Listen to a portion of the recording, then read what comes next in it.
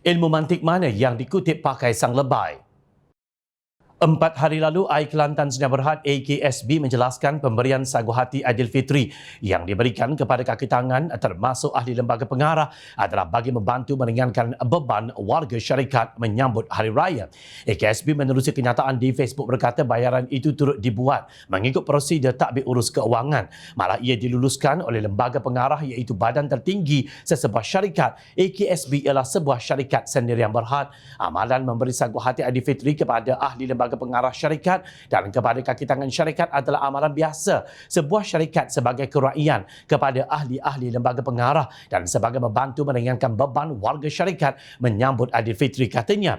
Media sebelum ini melaporkan AKSB dan kerajaan negeri diminta memberi penjelasan berhubung dakwaan pemberian sagu hati Aidilfitri sebanyak RM10,000 kepada ahli lembaga pengarah AKSB baru-baru ini. Pemberian sagu hati itu dipercayai membabitkan 9 ahli lembaga pengarah. Selain setiausaha syarikat didakwa menerima RM2,000 dan kaki tangan masing-masing RM200. Gesan itu dibuat selepas tular notis mengenai pemberian sagu hati yang disebarkan di media sosial sejak minggu lalu. Sesudah itu, AKSB membuat laporan polis berhubung kebocoran dokumen sulit mengenai pemberian sagu hati terbabit.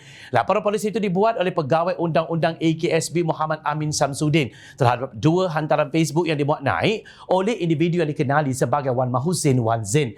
Sangat betul. Jika ditanya kepada sang lebay atau tanya kepada Menteri Besar Kelantan, mereka pasti bersetuju dan bermati-matian akan mempertahankannya. Sepatutnya kalau AKSB nak memberi sagu hati berkenaan, biarlah berbaloi dengan perkhidmatan merah otak ahli lembaga pengarah AKSB. Ini tidak lebih 30 tahun memerintah, masalah air tetap sama. Sedangkan peruntukan beratusan juta ringgit para lebay gunakan untuk membeli emas dan hidup bermewah tanpa memikirkan masalah rakyat.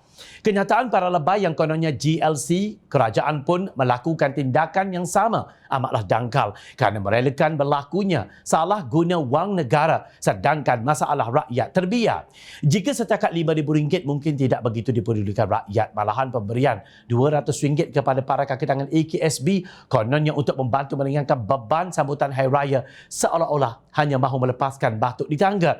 Daripada memberi imbuhan tidak tentu hala kepada mereka yang kononnya penat memerah otak itu, rasanya adalah lebih baik AKSB menyelesaikan isu tunggakan bil elektrik dengan tenaga nasional berhad yang dikatakan kini mencecah RM35 juta. Angkatan Belia Islam Malaysia ABIM Negeri Kelantan berpendapat pemberian sagu hati Aidilfitri kepada ahli lembaga pengarah AKSB tidak menepati konsep fiqh aulawiyat. Naib Yang di-Pertua ABIM Kelantan Saiful Nizam berkata hal itu berikutan isu perbekalan air di negeri tersebut masih memerlukan dana yang besar untuk diselesaikan seperti yang pernah diutarakan.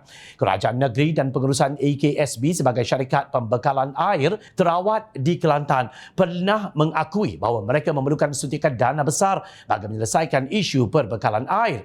Seperti siaran Sinar Harian pada 14 Mei lalu, pengurus besar AKSB Dr. Nazmi Ghazali Azmi menyatakan Kelantan memerlukan keuangan berjumlah RM5.03 bilion untuk penyelesaian dan itu sepatutnya diberikan keutamaan, katanya dalam satu kenyataan akhbar dipetik Sinar Harian.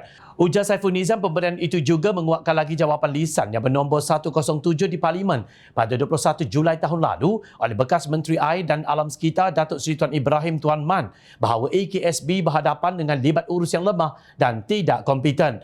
AKSB adalah syarikat yang bertanggungjawab sepenuhnya menyediakan dan membekal air bersih kepada rakyat, tetapi secara jelas telah gagal untuk berbuat demikian. Adalah satu alasan yang sangat dangkal untuk pihak pengurusan syarikat mengatakan bahawa sagu hati adalah untuk meringankan beban Aidilfitri, sedangkan rakyat yang merupakan pengguna dan pelanggan menikmati Aidilfitri dalam keadaan tidak ada bekalan air berkarat atau teh tarik berkeladak, malah kadang-kadang berubah menjadi kopi O atau kopi tarik. Kecelakaan apakah ini? Ilmu mantik mana yang dikutip pakai oleh para lebay dan para walaun?